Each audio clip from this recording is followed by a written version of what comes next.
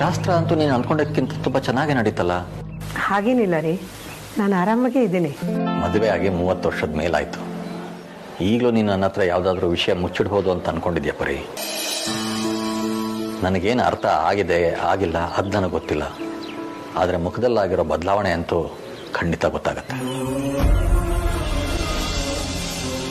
ಮನಸ್ಸು ಯಾಕೋ ಹೆದರ್ತಾ ಇದೆ ರೀ. ಹೆದರಿಕೆನಾ? ಯಾಕೆ ಪರಿ, ಏನಾಯ್ತು? ಇವತ್ತು ನಾವೆಲ್ಲರೂ ಸೇರಿ ಶಾಸ್ತ್ರ ಏನೋ ಚೆನ್ನಾಗಿ ಮಾಡಿದ್ವಿ, ಅವಳು ವಯಸ್ಸಿಗೆ ಬಂದ್ಲು ಅಂತ ಶಾಸ್ತ್ರ ಏನೋ ಆಯಿತು. ಆದರೆ ಈಗ ಅವಳು ಚಿಕ್ಕ ಮಗು ಅಲ್ಲ ಅನ್ನೋ ಆತಂಕ ಶುರುವಾಗಿದೆ ರೀ. ಇನ್ನು ಅಮ್ಮ ಮದುವೆ ಎಷ್ಟು ಬೇಕಾಗುತ್ತೋ ಅಷ್ಟು ಬೇಗ ಮುಗಿಸ್ಬಿಡ್ಬೇಕು. ಅದಿತಿಗೂ ಕಾಲೇಜಿನ ಖರ್ಚಿದೆ ಅಲ್ವಾ. ಕಾಲನೂ ಮೊದಲ ಥರ ಇಲ್ಲ. ನಮ್ಮ ಮಕ್ಕಳು ಬೇರೆ ಮಕ್ಕಳ ಜೊತೆ ಬರ್ತಾಗ ಅವ್ರ ಥರ ಅಲ್ಲದೆ ಹೋದರೂ ಇವತ್ತಿನ ತಕ್ಕ ಹಾಗೆ ಕೈಯಲ್ಲಿ ಸ್ವಲ್ಪನಾದ್ರೂ ದುಡ್ಡು ಇಟ್ಕೊಂಡಿರ್ಬೇಕಲ್ವಾ. ಅದನ್ನೆಲ್ಲ ಎಲ್ಲಿಂದ ಹೊಂದಿಸ್ತೀವಿ ರೀ? ನಮ್ಮ ಮುಂದಿನ ದಿನಗಳನ್ನ ನೆನೆಸ್ಕೊಂಡ್ರೆ ಭಯ ಆಗ್ತಿದೆ ನನಗೆ. 4 ಜನ ಹೆಣ್ಮಕ್ಳಿದ್ದಾರೆ ಅಂತ ಯಾವತ್ತೂ ಟೆನ್ಷನ್ ಮಾಡ್ಕೊಳ್ದೇ ಇರೋ ನನಗೆ ನೀನು ಇದ್ದಕ್ಕಿದ್ದಾಗೆ ಹೀಗೆ ಯಾಕೆ ಯೋಚಿಸ್ತಾ ಇದೆಯಾ ಅಂತ ನನಗೆ ಅರ್ಥ ಆಗ್ತಾ ಇಲ್ಲ. ಈಗ ನಂಬೋ ವಿಚಾರ ಬಂದ್ರೆ ಸಾಕು, ಮೈಯೆಲ್ಲ ನಡಗುತ್ತೆ. ಲೈಫಲ್ಲಿ ಎಲ್ಲದಕ್ಕಿಂತ ಹೆಚ್ಚು ಇಷ್ಟಪಟ್ಟಿರೋ ನಿಮ್ಮನ್ನೇ ನಂಬಕ್ಕಾಗ್ತಿಲ್ಲ ಅಂದ್ರೆ ನಂದು ಎಷ್ಟು ದರಿದ್ರ ಪರಿಸ್ಥಿತಿ ಇರ್ಬೇಡ ಯೋಚನೆ ಮಾಡಿ. ವಿಕಿ ಪ್ಲೀಸ್. ನಾನು ಅದನ್ನೇ ಕೇಳ್ಕೊಳ್ತಿರೋದು, ಪ್ಲೀಸ್ ನಮ್ಮಿಬ್ರು ವಿಚಾರ ನಮ್ಮಿಬ್ರಲ್ಲೇ ಇರಲಿ. ಇದನ್ನ ಬೇರೆಯವ್ರಿಗೆ ಹೇಳೋದು, ಅವ್ರು ನನ್ನ ಹತ್ರ ಬಂದು ಕೇಳೋದು, ನಾನು ಕೆಟ್ಟವನು ಅನ್ಕೊಳ್ಳೋದು, ಕೊನೆಗೆ ನಮ್ಮನೆಯವ್ರನ್ನ ನಾನೇ ಫೇಸ್ ಮಾಡಕ್ಕಾಗ್ದಿರೋ ಪರಿಸ್ಥಿತಿ ಮಾತ್ರ ತರಬೇಡಿ. ಏನ್ ಹೇಳ್ತಿದ್ದೀರಾ ವಿಕಿ? ಹಾಗಾದ್ರೆ ನಾನ್ ನಿಮ್ ಮನೆಯವ್ರನ್ನೇ ನಿಮ್ ವಿರುದ್ಧ ಎತ್ಕಡ್ತಿದ್ದೀನಾ?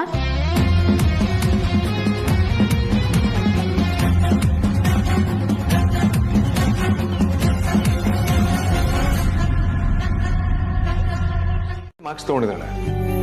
ಅವಳಿಗೆ ಅವಳ ಭವಿಷ್ಯದ ಬಗ್ಗೆ 108 ಕನಸಿರುತ್ತೆ. ಆ ಕನಸೆಲ್ಲ ನಮ್ಮ ಕೈಯಲ್ಲೇ ಕಮರ್ಬಾರ್ದು. ನೀವು ನಿಜವಾಗ್ಲೂ ನನ್ನನ್ನು ನಿಮ್ಮ ಮಗ ಅಂತ ಕನ್ಸಿಡರ್ ಮಾಡೋದೇ ಆದ್ರೆ ದಯವಿಟ್ಟು ಅದಕ್ಕೆಲ್ಲ ಅನ್ಬೇಡಿ. ಚಿನ್ನದಂಥ ಮನ್ಸು ಕಣಪ್ಪ ನಿಂದು. ನಿನ್ನಂತ ಮನ್ಸಿರೋಳೆ ನಿನಗೆ ಬಹಳ ಸಂಗಾತಿಯಾಗಿ ಸಿಗ್ಬೇಕು.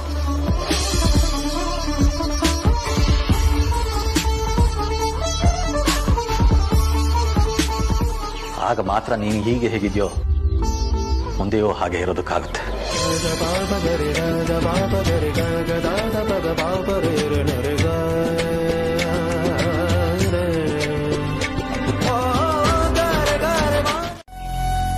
ನೀವು ನನ್ನ ಹತ್ರನೇ ಹೇಳ್ಕೊಳಕ್ ಆಗ್ತಿಲ್ಲ ಅಂದ್ಮೇಲೆ ನೀವು ನನ್ಗೆ ಎಂತ ಸ್ಥಾನ ಕೊಟ್ಟಿದ್ದೀರಾ ಅಂತ ನಾನು ತಿಳ್ಕೋಬೇಕು. ಇಲ್ಲ ವಿಕ್ಕಿ, ನಿಮ್ ಕನ್ಸ್ ಮನ್ಸಲ್ಲೂ ನೀವಾಗ ಅನ್ಕೊಳ್ಬೇಡಿ. ನನಗೆ ನಿಮ್ಮನ್ನ ಬಿಟ್ರೆ ಬೇರೆ ಪ್ರಪಂಚನೇ ಇಲ್ಲ. ಮದ್ವೆಗೆ ಮುಂಚೆ ನಾನು ನಿಮ್ಮನ್ನ ಎಷ್ಟು ಪ್ರೀತಿಸ್ತಿದ್ನೋ ಈಗಲೂ ಅದಕ್ಕಿಂತ ಜಾಸ್ತಿನೇ ಪ್ರೀತಿಸ್ತೀನಿ. ಆ ಪದಕ್ಕೆ ಯಾವತ್ತೂ ಅರ್ಥ ಹೊಟ್ಟೋಯ್ತು ಆರ್ತಿ. ನಿಮ್ಮ ಕಣ್ಣೀರು, ನಿಮ್ಮ ನಾಜುಕು, ನಿಮ್ಮ ನಯ ವಿನಯ ಎಲ್ಲ ನಮ್ಮ ಮನೆಯವ್ರಿಗೆ ಅದು ಪಾಪ ಮುಗ್ದೆ ಅನ್ನೋ ತರ ಪ್ರೊಜೆಕ್ಟ್ ಮಾಡತ್ತೆ. ಆದ್ರೆ ನೀವು ನಿಜವಾಗ್ಲೂ ಹಾಗಿಲ್ಲ. ನೀವು ಆ ಮುಖವಾಡ ಹಾಕೊಂಡು ನಮ್ಮ ಮನೆಯವ್ರನ್ನೆಲ್ಲರನ್ನೂ ಯಾಮಾರಿಸ್ಬೋದು, ನನ್ನನ್ನಲ್ಲ.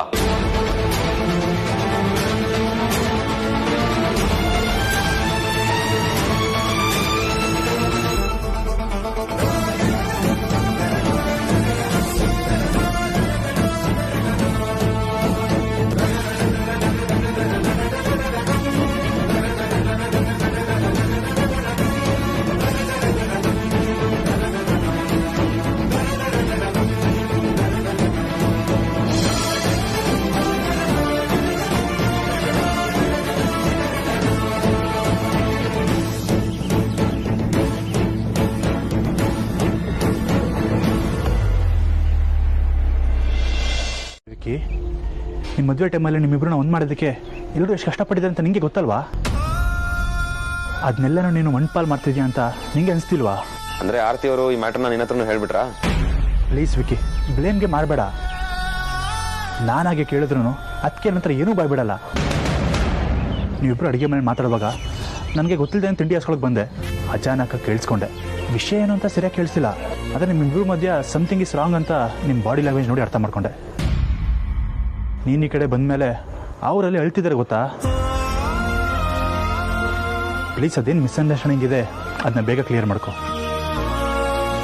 ಹೊರಗೆ ಕರ್ಕೊಂಡು ಹೋಗ್ತೀಯ ನೋಡು. ಮಾಡಿ ಹಲೋ ಅನ್ಬೇಕಾಗಿರೋದು ನಾನು. ನೀನ್ ಯಾಕೆ ಹಲೋ ಅಂದೆ? ಏನ್ ಮಾಡೋದು? ನೀನ್ ಸಹವಾಸ ಮಾಡಿ ನಾನು ನಿನ್ ಥರನೇ ಆಗೋಗಿದ್ದೀನಿ. ಹಾಗಾದ್ರೆ ಒಳ್ಳೇದೇ ಬಿಡು, ಉದ್ಧಾರ ಆಗ್ತೀಯ. ಹೇಯ್, ತಮಾಷೆಗೆ ಹೇಳದ್ನಪ್ಪ. ಸರಿ, ಏನ್ ಕಾಲ್ ಮಾಡಿದ್ದು? ನನಗೆ ನಿನ್ನ ಬಿಟ್ಟು ಬರೋದಕ್ಕೆ ಮನ್ಸಿರ್ಲಿಲ್ಲ. ನಿನ್ ಜೊತೆ ಇದ್ರೆ ಹಾಗಿದ್ಬಿಡ್ಬೇಕು ಅಂತಾನೆ ಅನ್ಸುತ್ತೆ. ಹಾಗಾದ್ರೆ ಆದಷ್ಟು ಬೇಗ ಮದ್ವೆ ಆಗ್ಬಿಡು. ಏನಂದೆ? ಅಂತ ಹೇಳೋದ್ ನಿಜಾನೇ. ಮೈಂಡ್ ವಾಯ್ಸ್ ಕೂಡ ಅರ್ಥ ಹಾಕೋ ಏಕೈಕ ಜೀವಿ ಅಂದ್ರೆ ಅದು ಇದೇನೆ. ಹುಷಾರಾಗಿರ್ಬೇಕು. ಹಲೋ, ಇದ್ಯೋ ಸತ್ತೋದ್ಯೋ? ಮತ್ತೆ ಏನೇನೋ ನಡೀತಿದೆ ಅಂತ ನಂಗೆ ಅನ್ಸಿದೆ. ಏನ್ ನಡೀತಿದೆ? ಮೊದಲು ಫೋನ್ ಕೊಡೆ ಮೂದೇವಿ. ನಾನ್ ಕೇಳಿದ ಪ್ರಶ್ನೆಗೆ ಉತ್ತರ ಕೊಡ್ಲಿ ಆದ್ಮೇಲೆ ನಾನೇ ಫೋನ್ ಕೊಡ್ಬೇಕು? ಅದ್ ನನ್ ಫೋನ್ ಕೊಡೆ, ಅದಕ್ಕೆ ಕೊಡು. ನೀನು ನನ್ನ ಅಕ್ಕ, ನಿನ್ನ ಮತ್ತೆ ವೇದಾಂತ ಮಾವನ ಮಧ್ಯದಲ್ಲಿ ಏನ್ ನಡೀತಿದೆ ಅಂತ ನಾನು ತಿಳ್ಕೋಬೇಕು. ಇದು ಈಗೇನ್ ಫೋನ್ ಕೊಡ್ತೀವಲ್ವಾ? ಕೊಡಲ್ಲ ಕಣ, ಏನೇ ಮಾಡ್ತೀಯ? ಏನ್ ಮಾಡ್ತೀನ?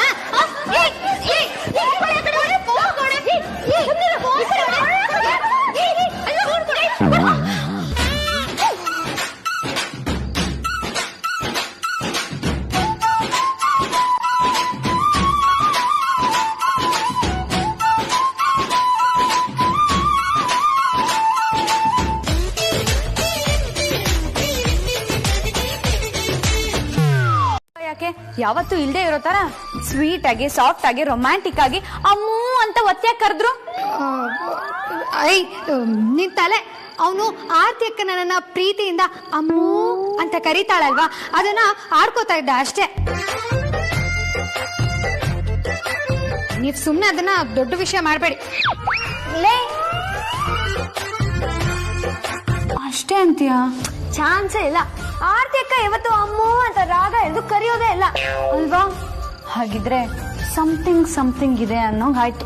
ಹೌದು, ಸಮಥಿಂಗ್ ಇದೆ. ವಯಸ್ಸಿಗೆ ಮೀರಿದ್ ಮಾತಾಡ್ತಿಲ್ಲ ನಡಿಯ. ಮಾತಾಡ್ತಾಳ. ಅದೇ ನಮ್ ಬಂಡವಾಳ.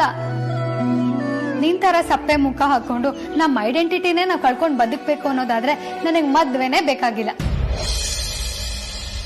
ಅಮ್ಮೋ, ಇನ್ನೂ ರೆಡಿ ಆಗಿಲ್ವೇನೆ? ಆಫೀಸಲ್ಲಿ ಪೂಜೆ ಇದೆ ಅಂತ ಹೇಳಿದ್ದೆ. ಯೋ, ನೆನ್ಪಿದೆ ಕಡೆ ಪರಿ. ಬಿಟ್ರೆ ಮೆದ್ಲಿಗೆ ಕೈ ಹಾಕಿ ಅರ್ಥ ಹಾಕ್ಬಿಡ್ತಾಳೆ. ಇನ್ನು ಸ್ವಲ್ಪ ಹೊತ್ತು ಮಾತಾಡ್ತಾ ಇದ್ದಿದ್ರೆ ಇವಳಿಗೆ ಗ್ಯಾರಂಟಿ ಗೊತ್ತಾಗಿರೋದು ಏನೋ ಸರಿ ಇಲ್ಲ ಅಂತ. ಎಲ್ಲರ ತರ ಅಮ್ಮನ ಯಾಮಾರ್ಸೋದಕ್ಕಾಗಲ್ಲ. ಅದು ಅಲ್ಲದೆ ಅವಳು ನನ್ನನ್ನ ತುಂಬಾನೇ ಅರ್ಥ ಮಾಡ್ಕೊಂಡಿದ್ದಾಳೆ. ಸದ್ಯ ಅಮ್ಮ ಕರೆದ್ಲು. ಅವ್ರಿಗೆ ಗೊತ್ತಾಗ್ಲ ಅಂದ್ರೇನು? ನನಗೆ ಗೊತ್ತಾಗಿದ್ದಿಲ್ಲ ಅದಕ್ಕೆ. ಅದು ನಾನು ಸಾಂಗ್ ಹೇಳ್ತಿದ್ದು ಟೆನ್ಷನ್ಗೆ ಅಂತ ಹೇಳೋದಕ್ಕೆ ಹೊರಟಿದೆ. ಅದಕ್ಕೂ ಟೆನ್ಷನ್ ಕಾರಣನ? ತಮಗೆ ಕಾಮಿಡಿ ಅಂತ ಅನಿಸ್ತಾ ಇಲ್ವಾ? ಇಲ್ಲ ಅದ್ಯಾ, ನಿಜ. ಇನ್ಫ್ಯಾಕ್ಟ್ ಸೇವಾ ಬ್ಯಾಟಿಂಗ್ ಮಾಡುವಾಗ ಓಲ್ಡ್ ಹಿಂದಿ ಸಾಂಗ್ಸ್ ನ ಹಾಡ್ತಿದ್ರ ಅಂತ. ಯಾಕೆ ಹೇಳು? ಟೆನ್ಷನ್ ಮಾಡ್ಕೋಬಾರ್ದು. ನಾನು ಅದನ್ನ ಎಲ್ಲೋ ಓದಿದೆ, ಅದಕ್ಕೆ ಟ್ರೈ ಮಾಡ್ತಿದ್ದೀನಿ. ಆಕ್ಚುಲಿ ಅದು ವರ್ಕ್ ಆಗುತ್ತೆ. ಇನ್ಫ್ಯಾಕ್ಟ್ ನೀನು ಟ್ರೈ ಮಾಡು. ನಮ್ ಕನ್ನಡ ಮ್ಯೂಸಿಕ್ ಇಂಡಸ್ಟ್ರಿ ತುಂಬಾನೇ ರಿಚ್ ಆಗಿದೆ. ಬಿ ವೋಕಲ್ ಫಾರ್ ಲೋಕಲ್ ಅಂತ ಪ್ರೈಮ್ ಮಿನಿಸ್ಟರ್ ಹೇಳಿರುವಾಗ ನಾನು ಹಾಡನ್ನ ಕೇಳಿ ಅದನ್ನ ಹಾಡೋದ್ರಲ್ಲಿ ಏನ್ ಹೆಚ್ಚಾಗುತ್ತೆ? ಬರಲ್ಲ, ಬಾಯ್.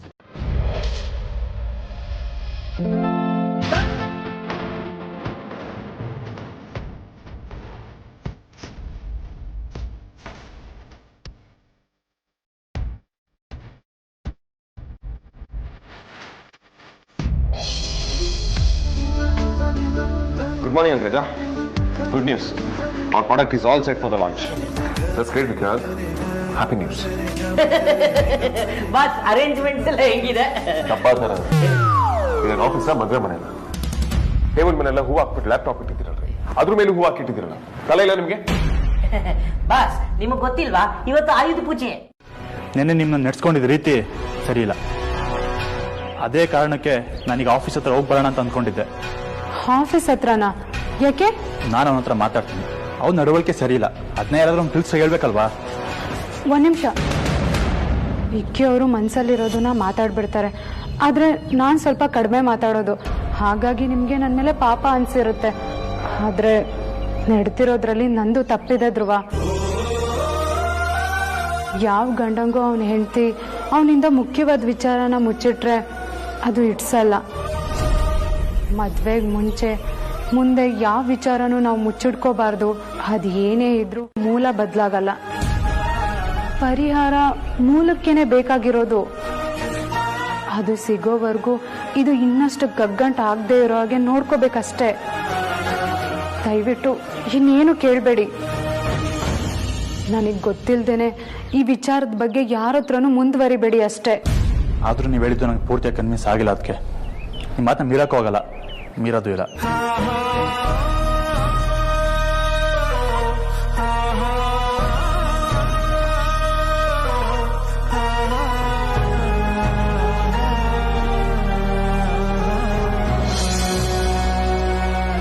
ಹೋಗ್ಬಿಡ್ತು. ನಾನು ತಮಾಷೆ ಮಾಡ್ತಿಲ್ಲ ಬಾಸ್. ಈ ಪೇಪರ್ ಅಲ್ಲಿ ಬರೋ ಭವಿಷ್ಯಕ್ಕೆ Hollywood, Bollywood, Sandalwood, Tollywood, timberwood, teakwood, IT, BT, KT, OT, road side, footpath, ಮುನಿಯಮ್ಮನ್ ಗಲ್ಲಿ ಎಲ್ಲ ಕಡೆ ಫ್ಯಾನ್ ಫಾಲೋವರ್ಸ್ ಇದ್ದಾರೆ ಬಾಸ್. ಎಕ್ಸಾಕ್ಟ್ ಆಗಿ ಇದ್ರಲ್ಲಿ ಹೇಳಿದ್ದೆ ಆಗುತ್ತೆ ಬಾಸ್. ನಾನು ಮಾಡಿದ ತಪ್ಪನ್ನ ನೀವು ಮಾಡಬೇಡಿ, ಯಾವುದೇ ಕಾರಣಕ್ಕೂ ಇಗ್ನೋರ್ ಮಾಡಬೇಡಿ. ಸಾಕು ಸುಮ್ಮನೆ ರೀ. ಯಾವ ಜ್ಯೋತಿಷ್ಯದಲ್ಲೂ ಮುತ್ತು ಕೊಟ್ಟಿಲ್ಲ ಅಂದ್ರೆ ಪ್ರೀತಿ ಹಾಳಾಗುತ್ತೆ ಅಂತ ಬರ್ದಿರೋಲ್ಲ. ತೋರಿಸಿ ನೋಡ. ಏನೋ ಮಾತಾಡಕ್ ಹೋಗಿ ಇನ್ನೇನೋ ಹೇಳಿ ಸರಿಯಾಗಿ ತಗ್ಲಾಕೊಂಡೆ. ನೋಡಿದ್ರ ಬಾಸ್, ಪೇಪರ್ ಭವಿಷ್ಯದ ಪವರ್ ಆಗ್ಲೇ ಕಾಣಿಸ್ಕೊಳಕ್ ಶುರುವಾಗಿದೆ. ಸಿಲ್ಲಿ ರೀಸನ್ಗೆ ನಿಮ್ ಒಪಿನಿಯನ್ ಕೇಳ್ದೆ ಜಗಳ ಆಡ್ಬಿಟ್ಟು ಹೊಟ್ಟೋದ್ರು ಮೇಡಮ್. ಮೊದ್ಲು ಜ್ಯೋತಿಷಿ ಹೇಳ್ದಾಗೆ ಮೇಡಮ್ ಒಂದ್ ಕಿಸ್ ಕೊಟ್ಬಿಡಿ, ತಣ್ಣಗಾಗ್ತಾರೆ.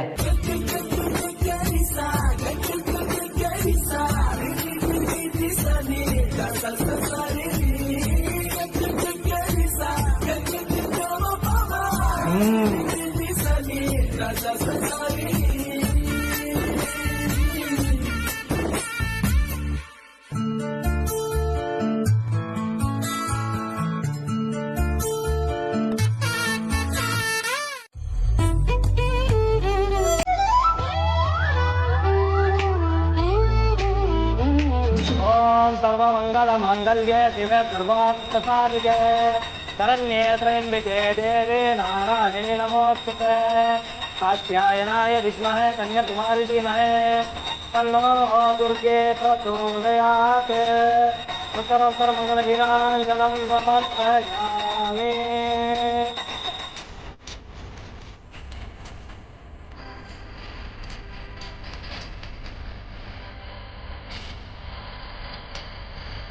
ಓಂ ಯಾ ದೇವಿ ಸರ್ವಭೂತೇಷು ಮಾತೃರೂಪೇಣ ಸಂಸ್ಥಿತಾ. ನಾನು ಹೇಳಿದ ಕೆಲಸ ಮಾಡಿಲ್ಲ ಅಂದ್ರೆ ಮೇಡಮ್ ಟೆಂಪರೇಚರ್ ರೈಸ್ ಆಗಿ ಪಕ್ಕ ಹೋಗೇನೆ. ಯಾವುದಕ್ಕೂ ಒಂದ್ಸಲ ಯೋಚನೆ ಮಾಡಿ.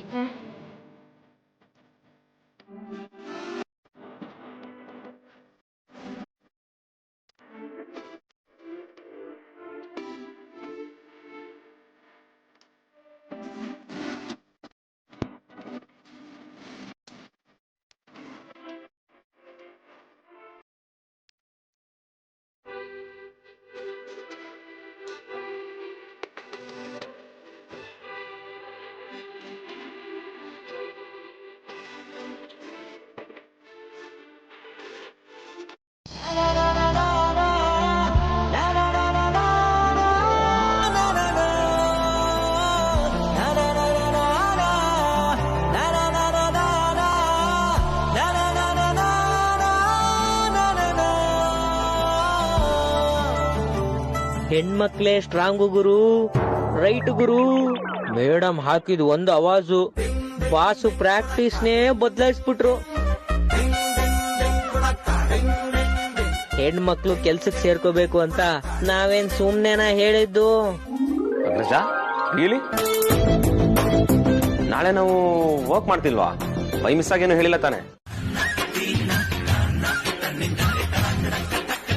ಬನ್ನಿ.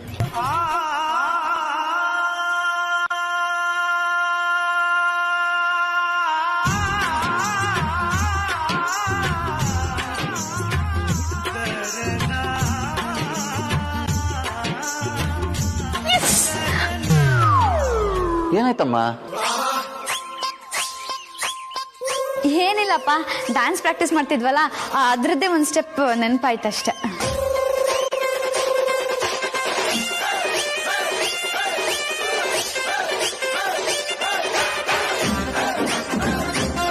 ನೀವಿವಾಗ ಕಿಸ್ ಕೊಟ್ಟಿಲ್ಲ ಅಂದ್ರೆ ಇದಕ್ಕಿಂತ ದೊಡ್ಡ ತೊಂದರೆ ಆಗೋದ್ರಲ್ಲಿ ಡೌಟೇ ಇಲ್ಲ. ಇದ್ರ ಮೇಲೆ ನಿಮ್ಮಿಷ್ಟನಪ್ಪ.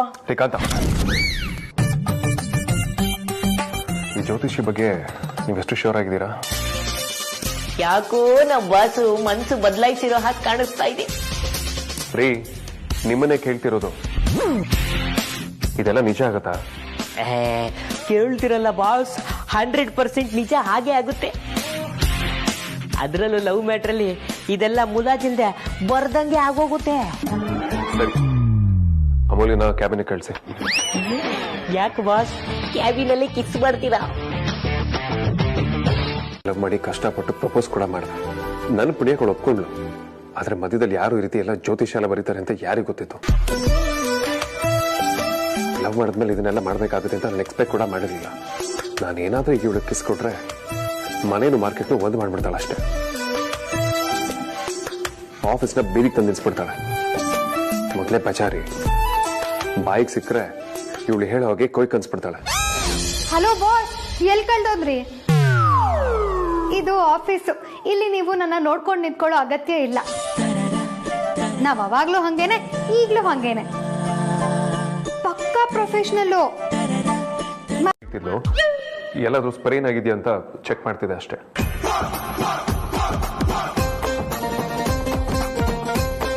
ಹಾ ಬಾವಾ, ಅಷ್ಟೇ ಅಷ್ಟೇ. ಯಾಕೆ ನೀವು ಯಾವಾಗ ರಾಂಗ್ ಟೈಮ್ಗೆ ಬರ್ತೀರಾ? ಅಲ್ಲ, ನೀವು ಕೈ ನೋವು ಚೆಕ್ ಮಾಡ್ತಿದ್ದೀರಾ ಅಂದಮೇಲೆ ನಾವು ರಾಂಗ್ ಟೈಮಲ್ಲಿ ಹೇಗೆ ಬಂದಂಗಾಯ್ತು?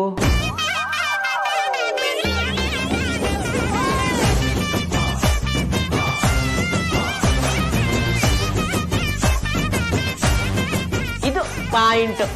ಈಗ ಏನ್ ಹೇಳ್ಕೊತಿರೋ ನಿಮಗ್ ಬಿಟ್ಟಿದ್ದು. ಕ್ಯಾಬಿನಿಗೆ ಕಳಿಸು ಅಂತ ಅರ್ಜೆಂಟ್ ಮಾಡಿದ್ದು ನೀವೇ. ಆಮೇಲೆ ನನ್ನನ್ನು ಬೈಕೋಬೇಡಿ ಅಲ್ವಾ? ಅಲ್ಲಿ ನಿಮಗ್ ಬೇಕಾದಂಗೆ ನೋಡ್ಕೊಳ್ತಾರೆ. ನಂತರ ಯಾರು ಪ್ರಶ್ನೆ ಮಾಡಲ್ಲ, ನಂತರ ಯಾರು ಹರ್ಟು ಮಾಡಲ್ಲ. ಇಲ್ಲಿಗೆ ಬಿಟ್ಬಿಡಿ, ನೀವು ಆರಾಮಾಗಿರಿ. ಯಾಕೆ ಈಗೆಲ್ಲ ಮಾತಾಡ್ತೀರಾ ವಿಕ್ಕಿ? ಇಲ್ಲಿ ಬಂದು ಇಷ್ಟು ದಿನ ಉಳ್ಕೋಬೇಕು ಅನ್ನೋದು ನನ್ನ ಆಸೆ ಏನಲ್ಲ ಅಲ್ವಾ? ನೀವೇ ತಾನೇ ನನ್ನನ್ನು ಇಲ್ಲಿ ಬಿಟ್ಟು ಹೋಗಿರೋದು. ನಾನಾಗಿರೋದಕ್ಕೆ ಬಿಟ್ಟೋದ್ಮೇಲೂ ಮತ್ತೆ ಬಂದಿದ್ದೀನಿ. ನೀವು ಮಾಡಿರೋ ಕೆಲಸಕ್ಕೆ ಬೇರೆಯವ್ರು ಬಿಟ್ಟೋಗಿದ್ರೆ ಏನು ಮಾಡ್ತಿದ್ರು ನಾವು ಯೋಚನೆ ಮಾಡಿ.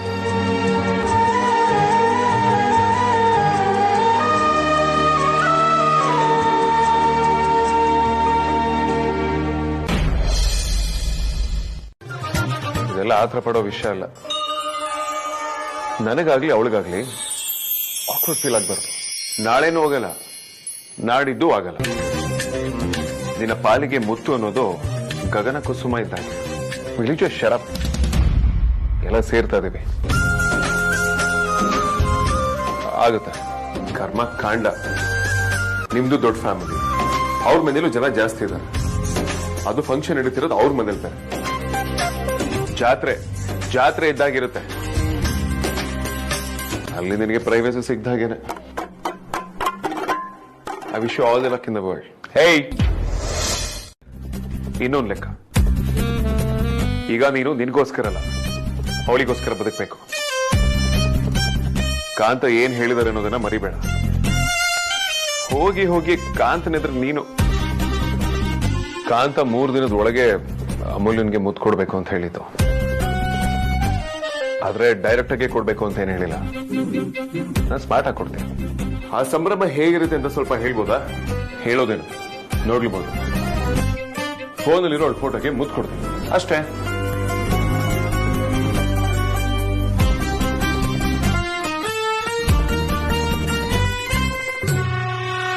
ಈ ಸೈಲೆನ್ಸ್ ನಿಂಗೇನಾದ್ರು ಕೇಳಿಸ್ತಾ? ಬನ್ನಿ. ಬನ್ನಿ.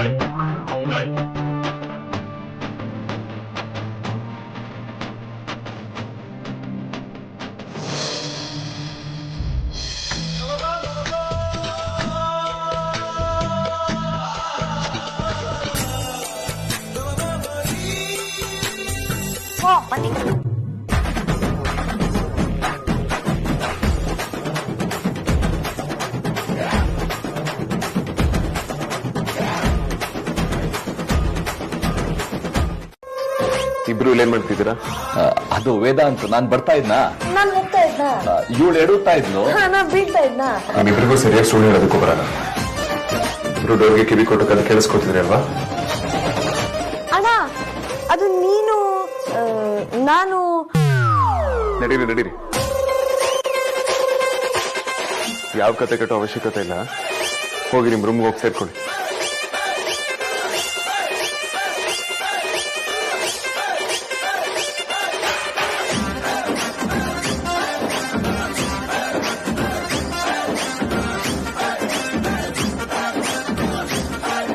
ಆದ್ರೂ ಮನೇಲಿ ಇರೋ ತರ ಆಗಲ್ಲ ಅಲ್ವಪ್ಪ, ಸುಸ್ತಾಗೇ ಆಗಿರುತ್ತೆ. ಆದ್ರೆ ಹಬ್ಬ ವರ್ಷಕ್ಕೆ ಒಂದೇ ದಿನ ಅಲ್ವಮ್ಮ ಬರೋದು. ಹಬ್ಬದ ಪ್ರಿಪರೇಷನ್ ಅಲ್ಲೇ ಮಜಾ ಇರೋದಲ್ವಾ.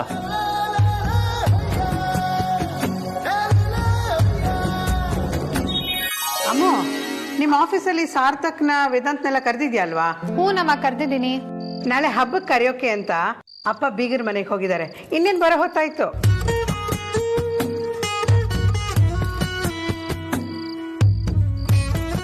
ಎಲ್ಲ ಅಂದ್ಕೊಂಡ ಹಾಗೆ ಆದ್ರೆ ನೀನು ನನ್ನ ಕಡೆಯಿಂದನೂ ವೇದಾಂತ್ ಅವ್ರ ಅಪ್ಪನ ಬೀಗ್ರು ಅಂತಾನೆ ಕರಿಬೇಕು. ಅವ್ರನ್ನ ನಮ್ಮ ಕಡೆ ಮಾಡ್ಕೊಳ್ಳೋಕೆ ಇದೊಂದು ಒಳ್ಳೆ ಅವಕಾಶ. ಇಂಥ ಟೈಮಲ್ಲೇ ನಾವು ಆಕ್ಟಿವ್ ಆಗಿರ್ಬೇಕು. ಇದೊಂಥರ ಎಂಪ್ಲಾಯ್ ಎಂಗೇಜ್ಮೆಂಟ್ ಪ್ರೋಗ್ರಾಮ್. ನಾನು ಕೆಲಸ ಬಿಡ್ತೀನಿ, ಇನ್ಕ್ರಿಮೆಂಟ್ ಕೊಡಿ ಅನ್ನೋ ರಗಳೆ ಎಲ್ಲ ಇದರಿಂದನೇ ಕಮ್ಮಿ ಆಗೋದು. ಅದಕ್ಕೆ ನಾವು ಎಕ್ಸೈಟಿಂಗ್ ಆಗಿರೋ ಹಾಗೆ ನಮ್ಮ ಬಜೆಟ್ಗೆ ಫಿಟ್ ಆಗಿರುವಂತ ಗಿಫ್ಟ್ನ ಕೊಡೋದು. ಹೇಗಬ್ಬ ಅಂದ್ರೆ ಹೀಗೆ ಅಂತ ಹೇಳ್ತೀಯ ನೋಡು. ಮನೆಯಲ್ಲಿ ಗರ್ಭಿಣಿ ಮಗಳಿದ್ದಾಳೆ, ಇಷ್ಟರಲ್ಲಿ ಗೊಂಬೆ. ಒಂದ್ಸರಿ ಎಚ್ಚರ ಆಯ್ತು, ಅಮೆರಿಕ ಅಧ್ಯಕ್ಷಂಗೂ ಇವನಷ್ಟು ಟೆನ್ಷನ್ ಇಲ್ಲ ಅನ್ನೋ ತರ ಕಚ್ಚಕ್ಕೆ ಬರ್ತಾನೆ.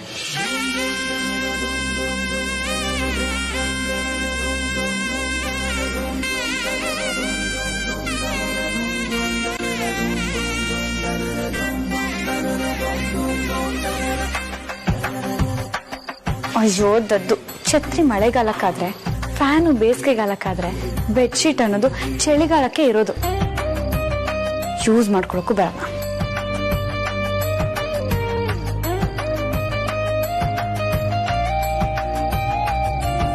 ಕಾಲ ಸರಿ ಇಲ್ಲ. 4 ಜನ ಹೆಣ್ಮಕ್ಳು ಮನೆಯಲ್ಲಿ ನಾನು ಒಬ್ಬನೇ ಹುಡುಕ, ನನ್ನ ಸತಿ ನೋಡ್ಕೋಬೇಕಲ್ಲ. ನಡಿ ರಾಚೆ. ಏನೇ ಹೇಳ್ತಿದ್ಯಾ? ಕ್ಯಾಸೆಟ್ ಉಲ್ಟಾ ಹಾಕ್ಬಿಟ್ಟು ನಮ್ ಡೈಲಾಗ್ ನೀನೇ ಹೊಡಿತಿದ್ಯಾ? ನಾವು ಮರ್ಯಾದೆ ಹೆಸರು ಮನೆ ಹೆಣ್ಮಕ್ಳೆ. ಈಗ ನೋಡ್ತಿದ್ದೀನಲ್ಲ. ಅಪ್ಪ ತಂದೆ, ನಾನ್ ಬೆಡ್ಶೀಟ್ ಹೊಸಕ್ ಅಷ್ಟೇ ಬಂದಿದ್ದು. ಆದ್ರೆ ನಿಮ್ಗೆ ಎಚ್ಚರ ಇತ್ತು ಅಂತ ನಂಗೆ ಗೊತ್ತಾಗ್ಲಿಲ್ಲ. ಸಾರಿ. ಬೇಕಾಗಿಲ್ಲ, ನೀನೇನ್ ಹೇಳಿದ್ರು ಬೇಕಾಗಿಲ್ಲ. ಈ ಮನೇಲಿ ನೀನೇ ದೊಡ್ಡ ಡೇಂಜರು. ನಡಿ ಆಚೆ. ಹೋಗು ಅಂದ್ರೆ ಹೋಗ್ತಿರ್ಬೇಕು. ಗಂಡು ಮಕ್ಕಳು ಶಿಲ್ಪ ಬೆಲೆನೆಲ್ಲ ಜಗತ್ತಲ್ಲಿ. ನಡಿ ನಡಿ ನಡಿ.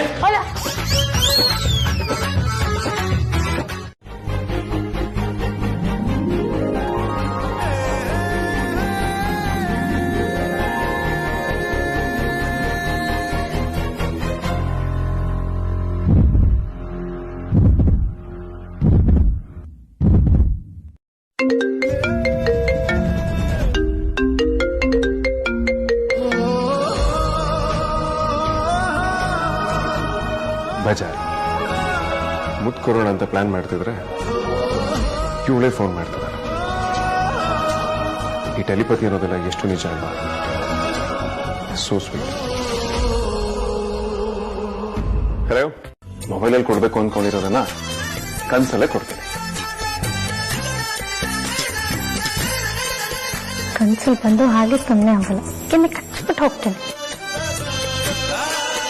ಕೆಂಪಗಿರೋ ಕೆಂಪಣ್ಣ.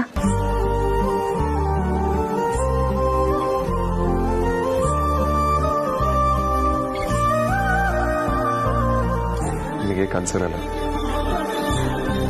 ಡೈರೆಕ್ಟ್ ಆಗಿ ಕಿಸ್ ಕೊಡ್ಬೇಕು.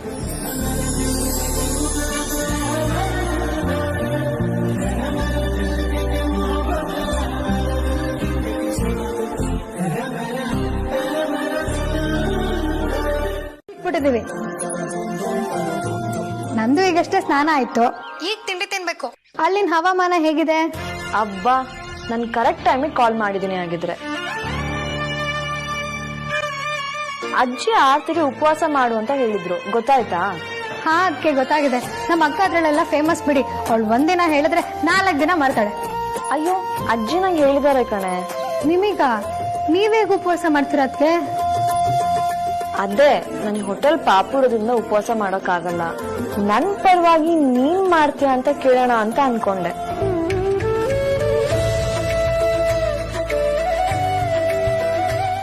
ಚಾನ್ಸೇ ಇಲ್ಲ. ನಾನು ಯಾವಾಗ್ಲೂ ನನಗೇನು ಇಷ್ಟನೋ ಅದನ್ನೇ ಹಾಕೊಂಡು ಹೋಗ್ತೀನಿ. ನಾನು ಹೇಗ್ ಬೆಟರ್ ಆಗಿ ಕಾಣ್ತೀನಿ ಅಂತ ನನಗೆ ಚೆನ್ನಾಗಿ ಗೊತ್ತು. ಅದಲ್ಲದೆ ಮಿರರ್ ಮುಂದೆ ನಿಂತ್ಕೊಂಡು ರೆಡಿ ಆಗ್ತಿರುವಾಗ ಏನಾದ್ರು ಪ್ರಾಬ್ಲಮ್ ಇದ್ರೆ ನೀನೇ ಹೇಳ್ತೀಯಲ್ಲ, ಅದೆಲ್ಲ ಇಷ್ಟು ದಿನ ಮಾತ್ರ. ಇನ್ನು ಮುಂದೇನು ಹಾಗೆ ಅಂತ ಹೇಳೋದಿಕ್ಕಾಗಲ್ಲ ಅಲ್ವಾ? ನಮ್ಮ ಮಾತಿಗೆ ನೀನ್ ಎಲ್ಲಿ ಬೆಲೆ ಕೊಡ್ತೀಯಪ್ಪ? ಇನ್ನು ಮುಂದೆ ಏನ್ ಬದಲಾಗುತ್ತೆ? ನಾನು ಯಾಕೆ ನಿನ್ನ ನೆಗ್ಲೆಕ್ಟ್ ಮಾಡ್ತೀನಿ? ಇನ್ನು ಮುಂದೆ ನೀನು ನಿನಗಿಷ್ಟ ಆಗೋ ಹಾಗೆ ಬಟ್ಟೆ ಹಾಕೊಂಡ್ರೆ ಕೆಲಸ ಆಗಲ್ಲ. ನೀನಿನ್ ಮುಂದೆ ನಿನ್ ಹುಡುಗಿಗೆ ಇಷ್ಟ ಆಗೋ ರೀತಿಯಲ್ಲಿ ಬಟ್ಟೆ ಹಾಕೋಬೇಕು. ನೀನೀಗ ಮೊದಲಿನ ತರ ಸಿಂಗಲ್ ಅಲ್ಲಪ್ಪ, double. Will you just shut up? ವ್ರತ ಬಿಡಿ. ಹೌದು, ಈ ವ್ರತನ ಯಾಕೆ ಮಾಡ್ತಾರೆ? ಈ ವ್ರತ ಮಾಡೋದು ಮದ್ವೆ ಆದ ಜೋಡಿ ತಮ್ಮ ಜೀವನನ ಒಟ್ಟಿಗೆ ಸುಖಮಯವಾಗಿ ಕಳೀಲಿ ಅಂತ. ಮದ್ವೆ ಆಗ್ದೋರಿದ್ದು ಒಳ್ಳೆ ಹುಡುಗ ಸಿಗ್ಲಿ ಅಥವಾ ಮದ್ವೆ ಗೊತ್ತಾಗಿದ್ದಿದ್ರೆ ಬೇಗ ಮದ್ವೆ ಆಗ್ಲಿ ಅಂತ ಮಾಡ್ತಾರಂತೆ.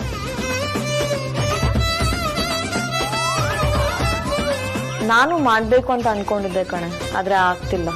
ಅಯ್ಯೋ, ಅದಕ್ಕೆ ಯಾಕೆ ಟೆನ್ಷನ್ ಮಾಡ್ಕೊಳ್ತೀರಾ? ಅದಕ್ಕೆ ನಾನಂತೂ ಖಂಡಿತ ಮಾಡ್ತೀನಿ. ನೀವೇನು ಚಿಂತೆ ಮಾಡ್ತೆ, ಆರಾಮ್ಸೆ ಮನೆಗೆ ಬನ್ನಿ, ಅಷ್ಟೇ ಸಾಕು. ಓಕೆ ಕಣೆ, ಥ್ಯಾಂಕ್ ಯು ಸೋ ಮಚ್.